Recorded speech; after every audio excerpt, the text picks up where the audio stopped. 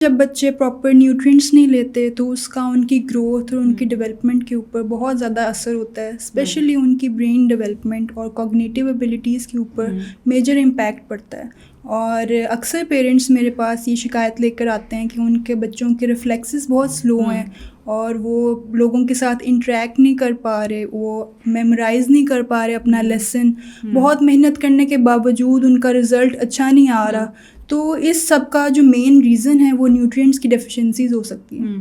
یعنی کہ ایشو صرف کھانا نہ کھانے کا نہیں ہے بلکہ پوری ڈیولپمنٹ پہ اثر کرتا ہے، رائٹ؟ جی بالکل، جیسے اگر بچے بیلنس ڈائٹ نہیں لیتے تو اس سے ان کے اندر منرلز اور اسینشیل وائٹامنس کا لاس ہوتا ہے، اور اس کے ساتھ ساتھ اس کا ان کی میموری، ان کے بیہیویئر اور ان کے فوکس پر بہت زیادہ امپیکٹ پڑتا ہے، اور اس سے یہ ہوتا ہے کہ ان کا موڈ بھی بہت انسٹیبل رہتا ہے اور ان کے گریڈز بھی گرنے لگتے ہیں۔ تو آپ کے خیال میں اس کا کیا سلوشن ہونا چاہیے؟ دیکھیں، میجر پرابلم تو بچوں کا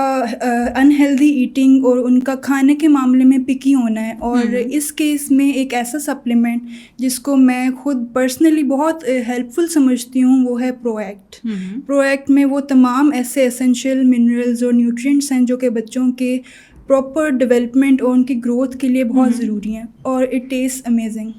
یعنی کہ ٹیسٹ کے ساتھ غذا بھی؟ جی بالکل، صرف ٹیسٹ نہیں بلکہ پرو ایکٹ میں ایسے تمام منرلز اور وائٹامنس ہیں جو کہ بچوں کی گروتھ اور ان کی کوگنیٹیو ایبیلٹیز کو بوسٹ کرتا ہے۔ اس کے ساتھ ساتھ وہ ان کی برین کی ڈیولپمنٹ اور فنکشن کو بہت زیادہ امپروو کرتا ہے، ان کے میموری، ان کے فوکس کو شارپ کرتا ہے، اور اس کے ساتھ ساتھ ان کے بیہیویئر، ان کے موڈ کو بھی اسٹیبل رکھتا ہے۔ پرو ایکٹ میں ملٹی وائٹامنس کے ساتھ ساتھ اومیگا 3 موجود ہوتا ہے جو کہ بچوں کے مینٹل الرٹنس میں ہیلپ کرتا ہے، ان کے فوکس کو امپروو کرتا ہے، ان کی میموری کو امپروو کرتا ہے، اور جو پیرنٹس یہ اپنے بچوں میں سمٹمس دیکھ رہے ہیں ان کے لیے یہ بہت زیادہ ہیلپ فل ثابت ہو سکتا ہے، ان کی اسکول کی پرفارمنس اس سے بہت زیادہ امپروو ہوتی ہے۔